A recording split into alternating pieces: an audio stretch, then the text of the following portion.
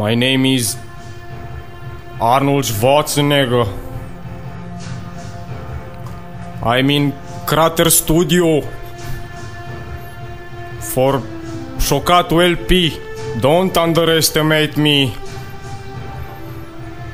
I made 3 movies from my whole career, and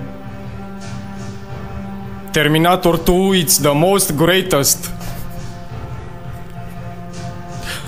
I have one special line that I use every often time and say, I know why you people cry.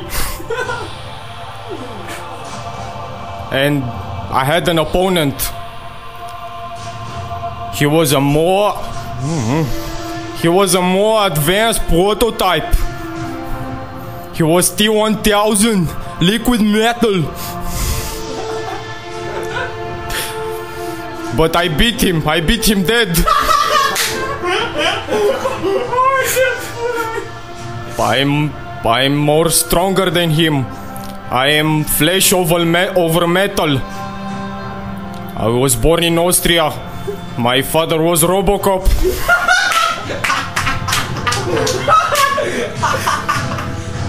I think that the soundtrack is over. But I'll repeat it because I'm a robot. I can stay full charge 1 week, 1 whole week.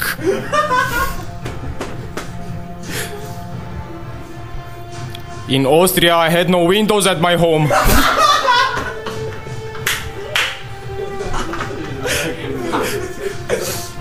I had only 2 doors. And my father, Robbie,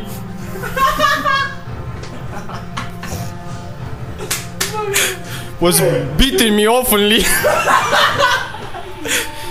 He told me to go to Hollywood to make movies, and I went, and I achieved the impossible.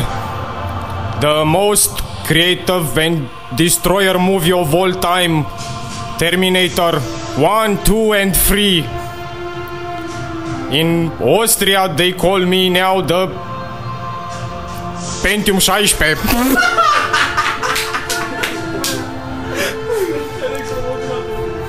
The Electromodulator 2. And now I have to leave. But if you want to leave, you have to come with me. Please come with me if you want to leave. He's coming. The liquid mercury is coming. Run for your life.